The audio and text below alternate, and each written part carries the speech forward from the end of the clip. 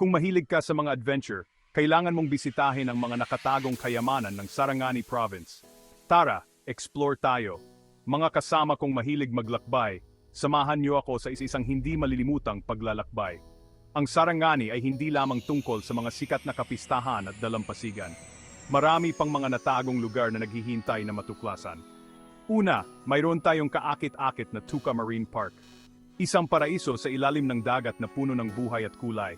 Malinaw na tubig, makukulay na coral reefs, at payapang kapaligiran. Perpekto ito para sa snorkeling at pagre-relax mula sa karamihan. Isang lugar na tiyak na magpapahinga sa iyong isip at katawan. Susunod, maghiking tayo patungo sa kahangahangang Lamlaifeu Village. Isang lugar na puno ng kasaysayan at kultura. Ang lugar na ito na puno ng kultura ay nag-aalok ng malalim na pag-unawa sa mga tradisyon ng mga katutubong Blan. Makikita mo ang kanilang mga sayaw, musika at mga sining.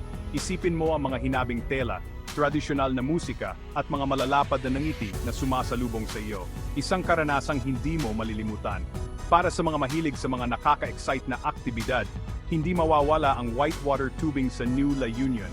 Isang aktibidad na puno ng saya at hamon.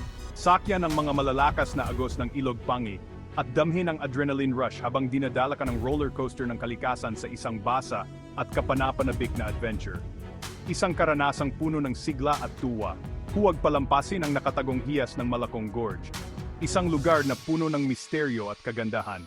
Sa mga luntiang halaman at matatayog na bato, isa itong paraiso para sa mga photographer ng kalikasan at mga hiker. Isang lugar na magbibigay inspirasyon sa iyong kaluluwa.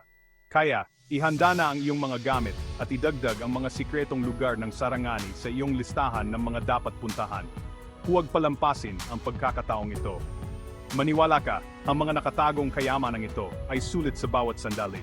Maligayang paglalakbay at sana'y mag-enjoy kayo sa inyong paglalakbay sa Sarangani. Magpahinga muna tayo at masdan ang kagandahan ng dalampasigan. Tingnan natin ang mga kababayan nating naglalaro, nagtatampisaw at nag-i-enjoy sa malinaw at malamig na tubig ng dagat.